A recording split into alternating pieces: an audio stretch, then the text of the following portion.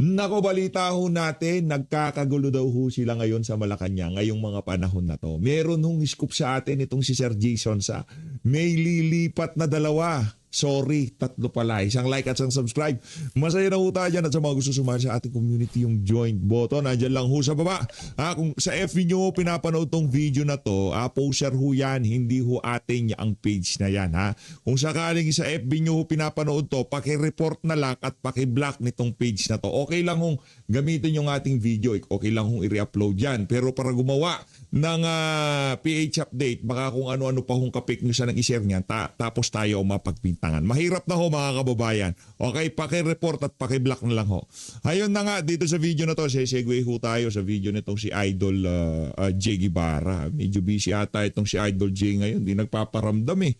Medyo busy ho ata itong si Idol J. Kumusta na? Mega love shoutout dito kay Idol J. Palakpakan ho natin. Isa ho sa mga banateros, pinapanood ho natin ang mga video niya si J. Guevara. I-follow nyo rin ho, subscribe ho kayo sa FB, sa YT channel niya. Unahin na ho muna natin itong kay Sir Jason. At pagkatapos ho pala nitong paksa na to, segue ho tayo dito sa interview nitong si Atty. Torion. Kaugnay pa rin ho sa paghahanap ng administrasyon, ng bangag administrasyon na to dito kay Senator Bato de la Rosa. Unahin na ho muna natin. At sesegue din ho pala tayo dito sa press con ng mga makakaliwa dyan sa House of Representatives noong kahapon, araw ng Sabado. Eto, umpisa nun natin ang ating talakayan dito sa scoop na, sa atin itong si Sir Jason. May lilipat na dalawa. Sorry, tatlo pala. Papunta sa kampo ng Brave 13 sa susunod na linggo. Tagumpay ang bayan. Palakpakan. Sabi ko, kung sakaling meron hong lumipat na tatlo doon sa Brave 18, magiging 16 na ho sila. Pwede na ho natin silang tawaging super majority. Palakpakan. Okay? Palakpakan. Masaya ho tayo na ika nga dito sa nakikita natin na to, hindi ho talaga sang-ayon ang mga senador sa ideya, sa ideya ng term extension. Una, itong si Raffy Tulfo at itong ang re-electionist niya si Raffy Tulfo. Sino pa? Basta marami sila dyan. Pero si Raffy Tulfo hindi niya kailangan yan term extension. Hindi ho niya kailangan yan. Mga Dilawan at Pinklawan, itong si Bam Aquino, itong si Kiko Pangilinan, hindi rin ho nila gusto yan. Panigurado. Bakit? Gusto nga nila ng eleksyon para kahit papaano makaalagos at makapwesto sa Malacanang kung papalarin. Diba? Kung papalarin, gusto ho nilang isugal itong 2028 Kaya sa tingin ho natin, talagang naging pukpukan niya ang leadership change sa kadahilan ng etong si Tuta Soto, sa kabila ng napakarami nating problema. Ang pinagkakabalahan niya, nakikipag-meeting siya kay Boji D, kung paano tayo mag-charter change. Base dito kay Sir Lito Banayo. Panoorin niyo ho yung video natin, tinalakay ho yan sa Billionaire News Channel. Hindi ho natin gawa-gawa yung balita na yan na kung saan di umano itong si Tito Tuta Soto at itong si Boji D, Speaker Boji D at former Senate President Tuta Soto nagpulong daw at pinag-usapan hetong charter change na to, term extension sa mga senador at congressman at syempre sa president at vice president. Ang mag-election lang daw di umano sa 2020. Di umano base ito doon sa naging interview dito kay Sir Lito Banayo, mayor at governor. Okay? Ito pakinggan natin itong si Boss J. Ito, pakinggan natin. Okay? Breaking news again. Nako, hindi talaga to. Galing talaga tong si J. Guevara. Palakpakan natin. Ito pa lang opening salvo pa lang talagang mapapaganito ka na breaking news. Ito mga banateros, mga kabiyaya. Yan. Ay, teka lang para doon sa mga congressman, senador na tinatakot ngayong mga panahon na to, sa katauhan na rin nitong si Chis Escudero, panindigan nyo lang, sir. Siguro nararamdaman nyo na yung timplada na sambahin ng Pilipino. Kung sakali na meron man nakakapanood dito sa video na to na nasa team nitong si Senator Chis Escudero, huwag niyong pansinin yung mga pananakot. Huwag niyong pansinin yung free sa asset, ganito. Alam na ng sambahin ng Pilipino na hindi na nagpahinga itong administrasyon na to. Pagka mayroong galaw sa impeachment, sa ganito, sa ganyan, kagad pinantatakot nila doon sa mga sitting senator at congressman, yung mga kaso sa ombudsman. Huwag kayong matakot. Tayuan nyo yan. Tayuan nyo, lalabas at lalabas ang katotohanan. Lalabas at lalabas ang katotohanan. Kasi pagka ginamit kayo at nagpagamit kayo dito sa impeachment na to, dyan sa leadership change na yan, at nagpatakot kayo doon sa mga nananakot sa inyo, hindi pa huli yan.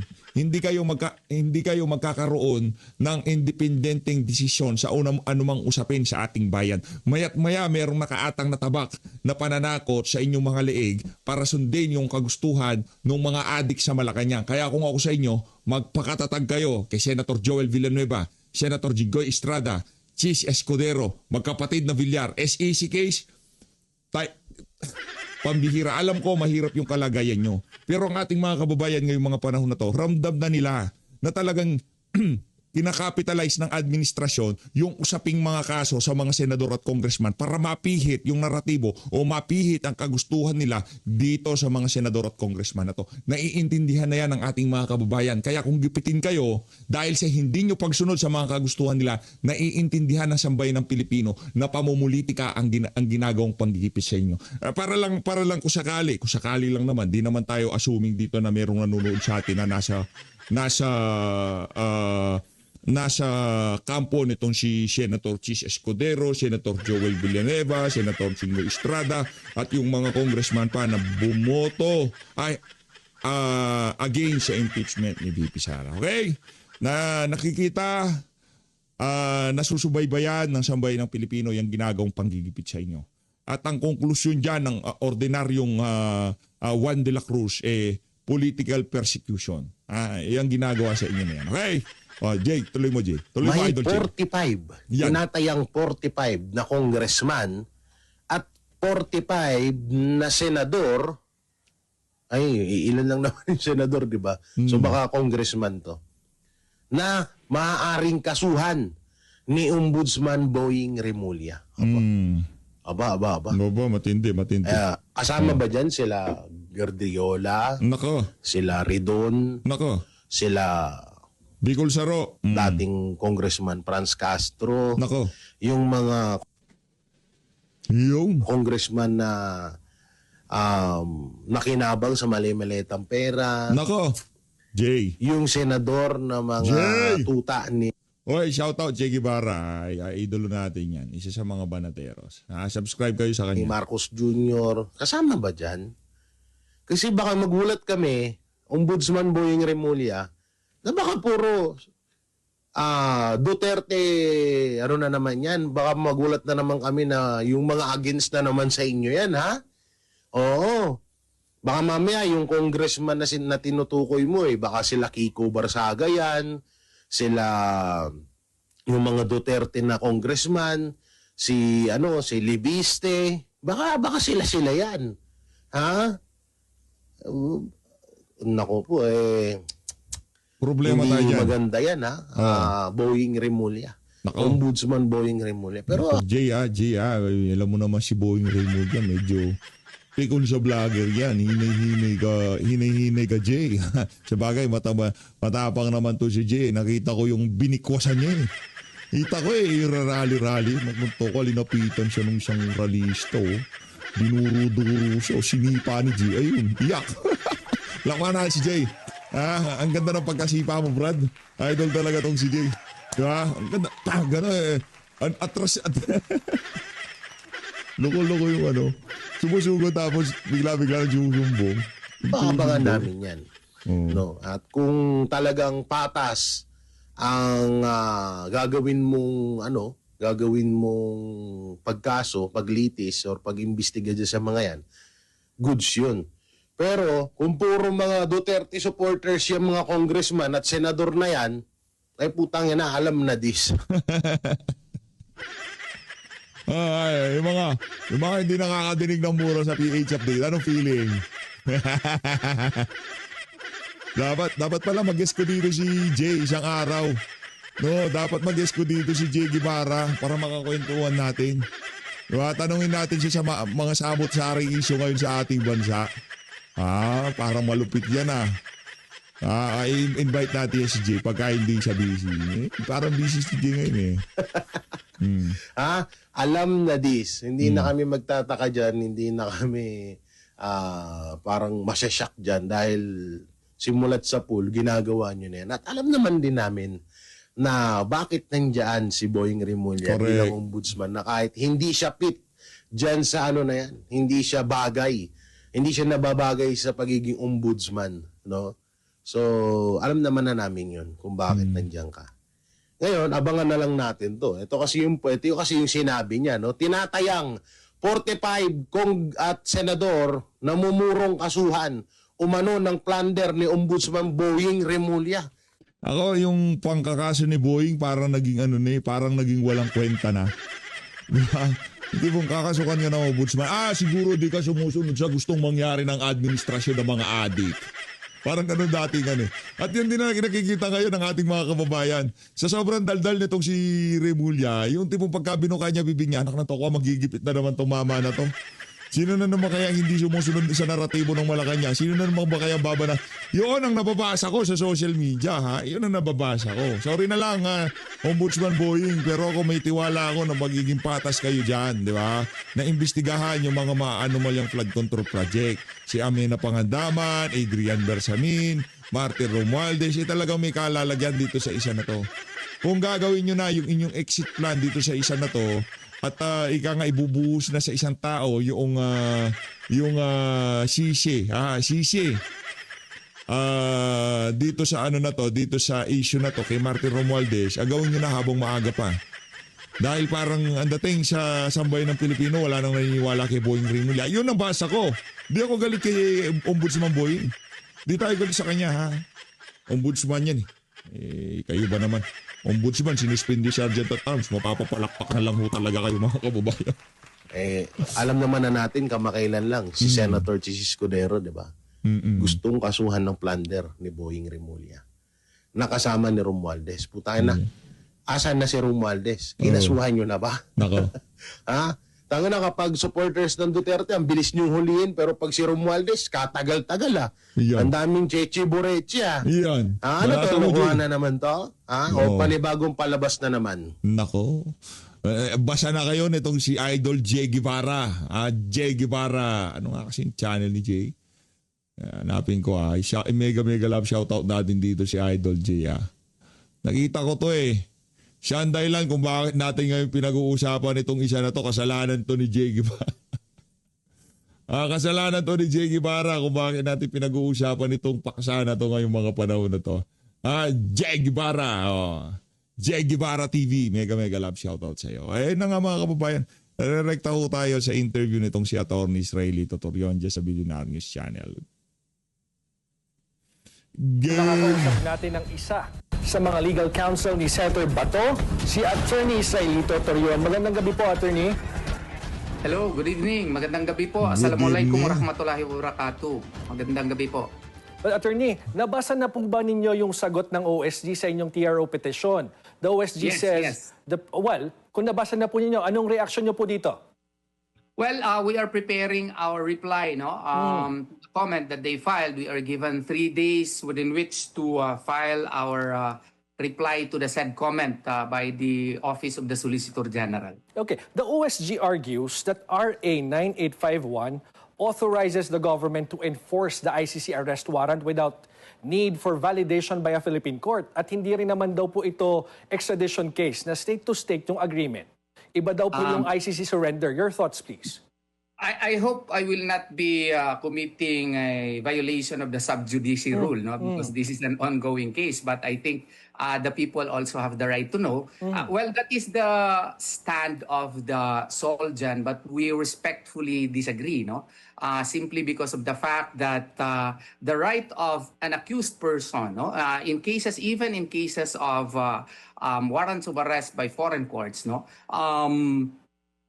it really includes recourse to local courts. And this could not only be seen under Article 59 of the Rome Statute, which states yung, if you read again Article Ang labo yung pinagbasihan ng kaso sa Rome Statute na Crimes Against Humanity, nung gagamitin na yung rules ng Crimes Against Humanity, wag na, diretso na tayo. Anak na to ka, di ba nakakaloko? Para mga siraulo. 59, a custodial state ang nakalagay dun eh. And a custodial state, according to ICC-ICRC agreement in 2006, refers to a state in which a person under which a warrant of arrest issued by the ICC is detained while awaiting transfer to the seat of the ICC. So this refers to a member or non-member. And besides that, granting for the sake of argument, kasi nagsabi nila, we could no longer invoke the Rome Statute, which is actually funny because you could not cherry pick provisions of the Rome Statute, such as the warrant of arrest when it favors to you, while at the same time preventing us from invoking Article 59 when it favors us. That is not the rule. But granting for the sake of argument that such can be accepted, this is not only governed by Article 59, this is governed by customary international law. Like for example, we are a signatory in 1986 to the International Covenant on Civil and Political Rights. Article 9 thereof allows the accused to resort to the court in cases of local courts in cases of such eventualities. Articles 8 and 9 of the Universal Declaration of Human Rights also allow such remedies. So lahat po ito, meron din tayong, what you call this, precedents, the El Masri case of Italy in Ivory Coast. That also happened insofar as one accused is Si Atty. Torion, pagkainingan mo ng isang sagot, sa isang tanong, bibigyan ka niya ng sandamukal na paliwa, sandamukal na halimbawa na kung saan gusto nang mangyari ng Philippine government na yan, walang kapararakan. Palakpakan natin itong si Atty. Torion. Saludo, Atty. Torion. Isa kang alamat. concern. So Okay.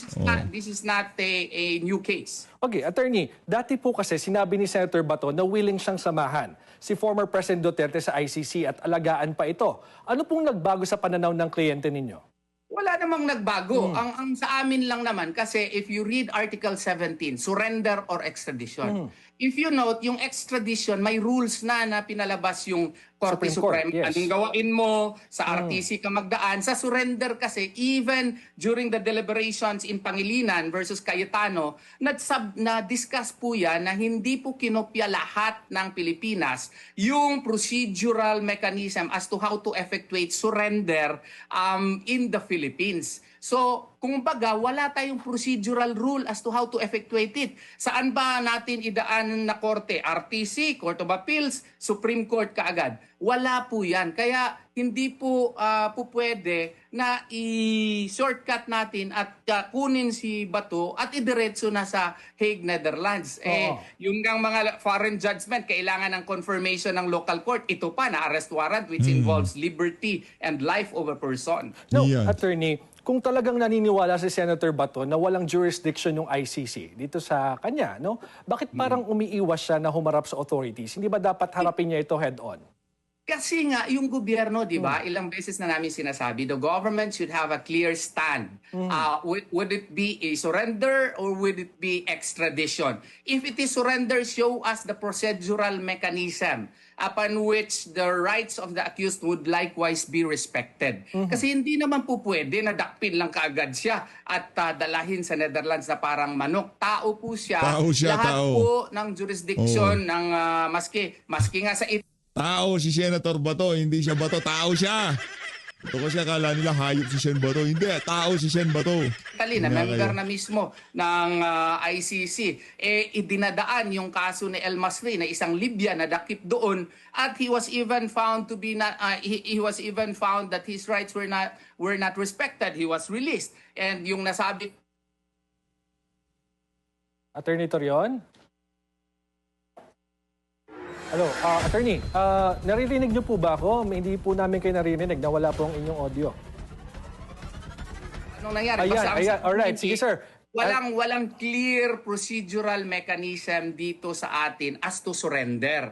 Kasi sa Pangilinan versus Cayetano, klaro po yan doon sa deliberations po ng kaso na hindi kinopya lahat ng Pilipinas as to the procedural mechanism as to how to effectuate surrender. Hindi po pwede po na diretsuhin lang sa DACPIN papuntang Netherlands because this would contradict customary international law. Okay. Italy nga na member ng ICC, yung si El Masri, Nassim, nung taga-Libya siya, nung nadakip sa, what you call this, Italy, he was given the chance to have remedies in the courts of Italy and he was found to be, his rights were violated and he was released. Italy na nga yun. Ivory Coast also, mayroon ding nangyari na isang Attorney? akusado. Opo. Dumaan din sa local courts. Yun ang amin. Attorney, can you categorically tell us kung nasaan ngayon si Senator Bato, or are you intentionally withholding that information to avoid a possible arrest? What really happened at that time was 1:30 ata ako or 1:40 ata ako lumabas. I was even interviewed outside eh. So, I was pagkatapos nun, because I was so pagod na rin, natulog na kaagad ako. Hindi ko talaga alam. Pagbalik ko the next day, the same day, mga 9:15, kaya pala nagtanong yung supervisor sa akin, attorney, sino nagpa-akyat mo dito? Of course, presumably. And to clarify, Attorney, aware po kayo or hindi na umalis po siya ng Senado? Hindi ko alam at that time. Ngayon po, doon ko lang na-confirm mga akala ko nung pagka morning pagdating ko 9:50, 9:30 nandun pa siya. Kami ni Jimmy, Attorney Jimmy Bondo, kala namin Nakita ko nga yung video na dadalawin itong si Atty. Torrio ng kanyang kliyente diyan sa Senado. Hindi talaga pinaalam ni Sen Bato kahit kanino na aalis na siya, di ba? Ayaw na niyang makabulahaw ng kung sino man diyan sa Senado. Kasi ginugulo ang institusyon dahil labong sa dalawang beses na tangkang pagdakip sa kanya, hindi ho sila nakakana dito kay Sen Bato, no? nandun pa siya kasi Alam nung niya talaga nagputukan, itong mga immediately before nagkaputukan, nagkahiwalay kami, lumabas pala siya doon sa opisina ni Senator Cayetano. Attorney, anong oras niyo po siya huling nakita? Sa opisina ni Senator Padilla. Anong oras niyo po siya huling nakita, Attorney? Mga before kami lumabas, mga Nung 1:30, picture, selfie pa 1:30, kami doon sa crime scene. Are you in touch with Senator Bato right now? Do you know where he is? I am in touch with the family but not with him. Okay. Kasi nagaping daw yung cellphone ko, i-contact ko siya, so I'm not contacting him. So, you're confirming, sir, na Sigurado nagtatago yun. siya ngayon? Automatic na yun. No, I'm not. He's not making himself available. But if you want to call it that, that's your right also. That's your opinion. Okay, we understand. But what's your next step in case the Supreme Court will not issue a TRO after the 72-hour period na ibinigay para mag-comment yung mga government agencies? We are hoping and praying that the Supreme Court would act. Then if it will not, then we will see. We will cross the bridge when we get there. Okay, maraming salamat po sa inyong oras, Attorney. Ayun na nga mga kababayan, napakahusay talaga nitong si Atty. Sreli Tutorial. Rekta ho tayo sa interview ng mga corned beef tuloy. Ano ba corned beef na naman yan? Kawawa, no?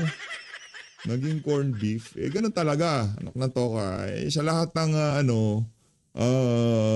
pinasok nyo yun dapat handa din kayo ma-corned beef. Okay, krimen ang pag-aarmas. Krimen ho yan. Krimen na makipagpalitan ng bakbakan sa mga ating mandirigmang sundalo. Mali-mali yan. Habang yung mga ordinaryong miyembro ng kabataan nagtitraining sa bundok, maakit sa bundok, yung anak ng mga leader nila ay nagpapakulot at tumataba sa House of Representatives. Palakpakan natin, representante ng mga rebelding representante ng mga matitigas na ulong kabataan. Kasi kung hindi kayo matigas ang ulo nyo, di kayo sasali dyan sa kabataan na yan Pag sumali kayo dyan sa kilusan na rin-representa itong babae na to, kabataan dyan sa grupo na yan, ibig sabihin matigas ang ulo nyo. Hindi kayo para sa bayan. Okay? Para kayo sa corned beef. O, pakinggan natin. how would I describe the 8 hearings that underwent? Ibibida niya. Ibibida nitong The Wicked Witch of the North. Sabi ata niya Ateng. Wicked Witch of the East. Kinorek siya. Ano ba? South ba? South yun.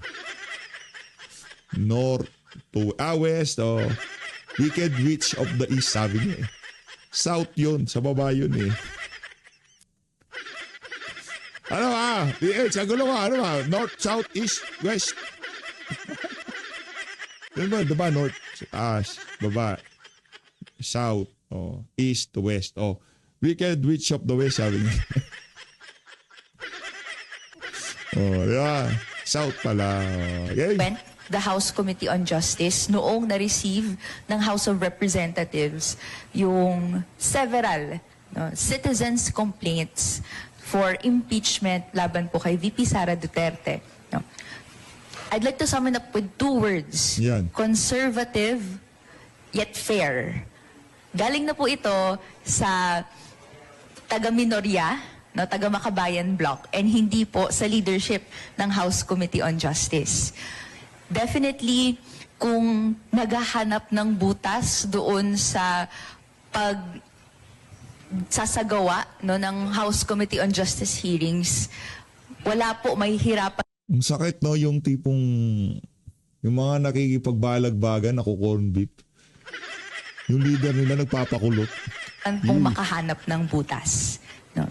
Aray Kung mo. tignan natin, baybayin lang natin saglit kung paano po na-handle yung hearings, if itatrack natin, may ilang beses po na may difference of votes yung representasyong nandito ngayon, yung Makabayan, and yung majority of the House Committee on Justice. Pero hindi naman natin yung tinitake against dun sa process. Alam natin na yung stance ng committee on the record ay fair, conservative, para po hindi mahanapan ng butas. For example, yung on the question of whether bubuksan yung BIR tax returns na nakaseal ni VP Sara, we voted pwede, according to the plenary power of the House of Representatives when it comes to impeachment, But eventually the committee decided na hindi, ibigay na natin yung kapangyarihan at responsibilidad na yan sa Senate.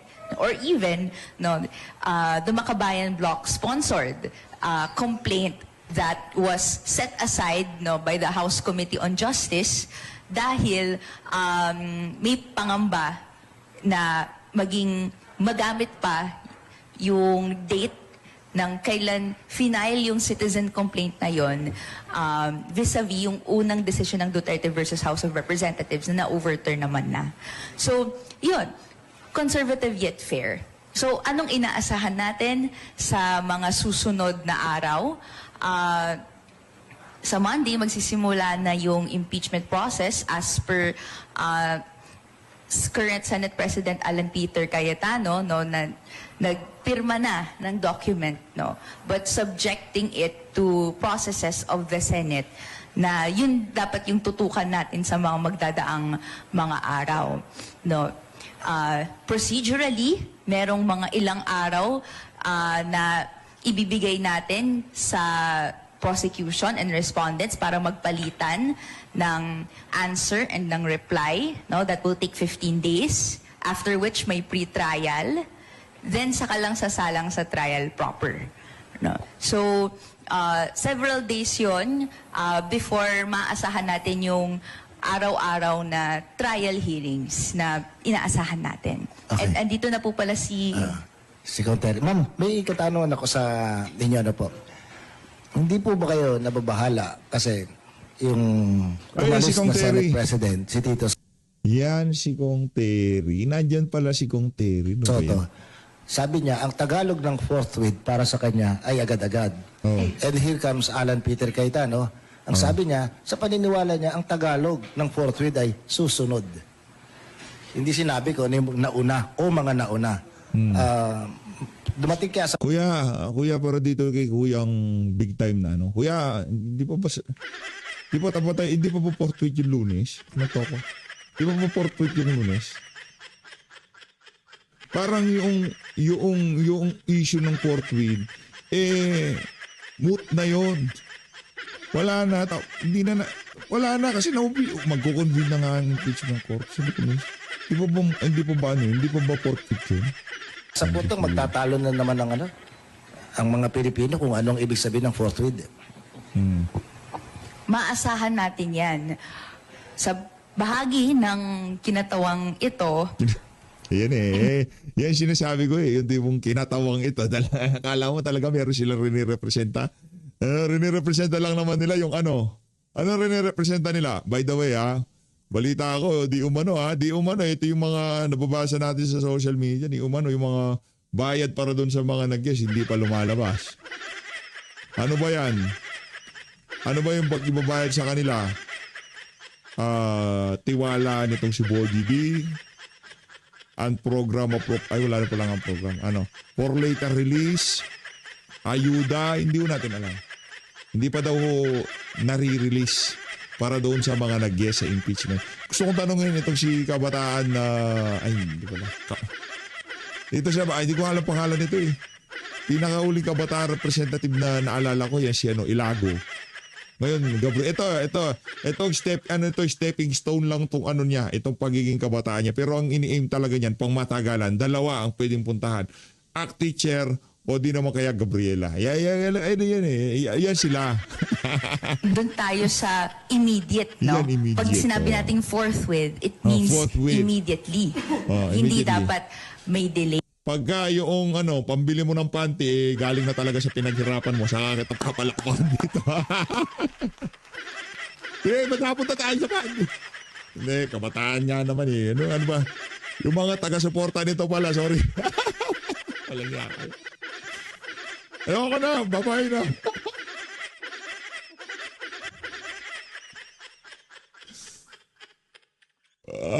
Ano ba yan? No, at ipahintay ng ilang araw o even ilang buwan as nakita natin noong 19th Congress bago simulan ang prosesong nakaukit naman sa konstitusyon. Oh, yan. So, ang Pero ako naniniwala ako kaya ninyang bilhin panty nito. Kaya niya nang bilhin yung sarili niya mga gamit sa katawan. Nakontowa. Kayo ba naman na magkaroon ng MOOE, Maintenance and Other Operating Expenses? Natural operating ngayon, mga damit-damit niya, mga luho nila dyan. Yun ang ginagamit nila, MOOE, Maintenance and Other Operating Expenses. Di ba? Paano mag-ooperate ang opisina ng kabataan dyan sa house kung di sila bibili ng mga panty nila? Isipin mo yun. Isipin nyo yung mga kababayan, especially sa mga kababayan nating OFW. Aminin nyo, proud din kayo para dito sa bata na to. Mantakin nyo, pati panty nyo, binibili na natin. Ang matindi dito, pati yung mga kabit ng ibang mga congressman, binabayaran natin. Ganun tayo katindi dito sa Pilipinas. Hindi lang ang panty nito si Kabataan Party ni Saka. Maintenance and other operating expenses. Di ba? Natural yan. Lahat na kung mga computer, laptop, pambayad sa staff, pambayad sa, di ba? Travel expenses nga, binabayaran, panty pa kaya. Naku ng Petrang Garapata. Kaya, kailangan nyo maging proud sa mga sarili nyo para sa mga OFW natin. Yung pagkakulot ng bata na yan, anak ng Petrang Garapata. Palakpakan nyo mga sarili nyo yan. Ika nga, meron tayong dahilan para maging proud sa ating mga congressman, mga mambabatas, at para doon sa mga bumoto ng yes dito sa impeachment ni VP Sara. No, madam? Kung hindi masambay ng Pilipino o bumili ng panty mo, palakpakan. Good for you. Ano pa trabaho mo? Sweldo mo, ganun din, galing din sa amin yan. Galing din yan sa kabahan ng sambayan ng Pilipino. Yung pinang-sweldo mo na pinambili mo ng panty, galing din. Panapot na tayo sa panty. Hindi, ang ano natin dito, pinapackage natin. Ganun ho katindi ang sambayan ng Pilipino. Ultimo panty nitong bata na to, tayo bumibili. Ganun tayo katindi. Hindi, ang sarap sanang pakinggan eh. Yeah, ang sarap sanang pakinggan. Tayo naman dito sa PH Update, di naman ho tayo ano dyan sa ganyan eh. Kung meron naman mga punto, kasi itong bata na to, kabataan party list, ang dami na napahamak dyan sa organisasyon na yan. Sa aminin man ho nila at sa hindi, sila ang nagiging nagiging dahilan kung bakit yung ibang mga kabataan naliligaw na landas. Hindi lang ho droga ang dahilan kung bakit nasisira ang ulo ng mga bata, okay? Pagka pumasok sa kanila, yung damonyo ideolohiya, nako, sigurado ho mga kababayan, sigurado ho. Ito, sige. PH, paano mo nasabing damonyong ideolohiya? Devil ideology. Pagka nag-extort yung mga makakaliwa, pagka hindi binigyan ng mga mamumuhunan, sinusunog nila yung mga, hindi ko sinasabing tong si kabataan. Ang sinasabi natin, yung mga affiliated sa kabataan na maya-maya, sinasabihan nila yung kanilang mga magulang, NPA na po ako. Hindi ko sinasabi ito, okay? Hindi ko sinasabi itong si kabataan party. Ang sinasabi natin, karamihan ng mga nalalagay sa hanay nila, maya-maya nakikita natin sila ay nasa makakaliwa at nakikipagpalitan ng putukan sa ating mga tropa. Paano natin nasabi na devil ideology? Parang hindi naging devil ideology.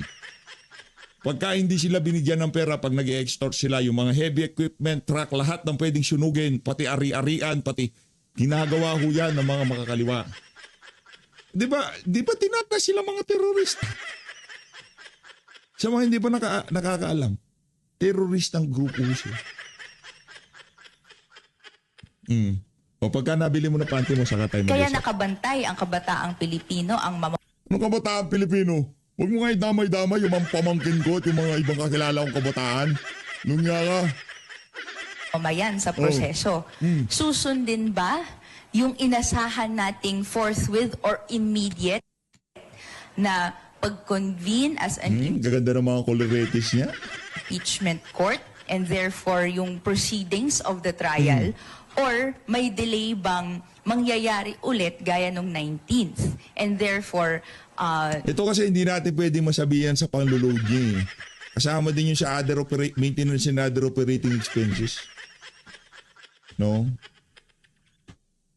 Kasi pagka natapos niya si sa House of Representative, balikin na yan sa magulang niya. O baka marami na siyang naipon pagdating na panahon na yun. Di ba? Ano na siya? Magiging Gabriela o act teacher na siya. Di ba? Kaya ka ha? again, we invoke the phrase, no, justice delayed is justice denied. Yeah. So sa atin, maaasahan natin na may ganyan, lalo na nagbago nga yung liderato ng Senado. And ito nga yung isa sa makikita nating contentious issues na pagdedebatihan nila on the floor. Okay. Pero clear naman yung tindig natin Ma'am, dyan. isa pang tanong sa inyo. Kayo ba'y naniniwala na kaya nagpalit ang liderato ng Senado para hindi matuloy o madelay ang impeachment? May bahagi na yun yung agam-agam ng mamamayang Pilipino, di ba? Kasi ano bang mga effects ng pagpalit ng Senate leadership? May nakita akong tatlo, possibly, di ba? Lalo na't yung bagong majority, no, publicly, no, aligned with VP Sara Duterte. And publicly, during the 19th Congress, no, nagpasa ng mga motion para... Teka lang. Kung ganun pala pagbabasihan natin, wala tayong impeachment ngayong mga panahon na to. Yung mga prosecutor publicly against kay VP Sara. So kung ganun pala pinag-uusapan natin, gusto nyo puro favorable lamang sa impeachment, walang kontra. Anong nantaw ka? Ayoko na sa earth. Bahala na kayo dyan. Di ba? Ipatigil yung mismong trial proper, no? Whether that's motion to dismiss, no? Or motion na pagbotohan natin kung magko-convene ba tayo as an impeachment court anyway. Ano ba yung tatlo na inaasahan natin? One, delay in the process, no? Yung reinterpretation nga ng word na forthwith. Number two, yung conduct of the trial itself. Ano bang nakita natin sa kasaysayan? nakita natin, di ba, during the impeachment trial ni former President Estrada, nagkaroon ng discussion yung Senate kung bubuksan ba nila yung envelope that contains evidence na ikukonsidera sana na Contains evidence. Nung binuksan yung envelope, wala palang laman. Ito talagang, Madam, buhay ka na ba noon? Nangya ka, oo. Tapusin na ho natin to. Linoloko na tayo nitong kabataan party list representative na to. Hindi ganito. Para sa mga kabataan, huwag kayong sasali ha, kung nasa mga state university at colleges kayo. Iwasan nyo yung mga grupo na kung saan sinasabi nila gagawa lang tayo ng project, maya-maya nagka-camping na kayo. Di ba? Nagka-camping na kayo sa Mount Sierra Madre, di ba? Mahirap na. Ingat kayo. Gagamitin lang kayo ng mga yan. Okay? Huwag kayong sumali. Devil ideology. Hindi pagmamahal sa bayan ang ginagawa ng mga walang yan. Okay? Huwag kayong maniwala. Ang tunay na pagmamahal sa bayan, pagsunod sa inyong mga magulang. Okay? Sumunod kayo sa inyong mga magulang. Mahalin nyo ang inyong mga magulang. Dahil yan ang totoong pagmamahal sa bayan. Yun. Ngayon, pagka kayo, nagpunta kayo sa mga magulang nyo, sasabihin nyo na hindi nyo ako anak ako ng bayan, anak ng towa. Nalason na yung utak nyo nung ideolohiya nitong mga makakaliwang grupo na to. So always, maraming salamat po sa pag-support sa PH Update. Mag-ingat po kayo lahat, lalong-lalo na doon sa mga merong devil ideology. Mahalin doon natin ang Pilipinas. Maraming salamat po mga kababayan.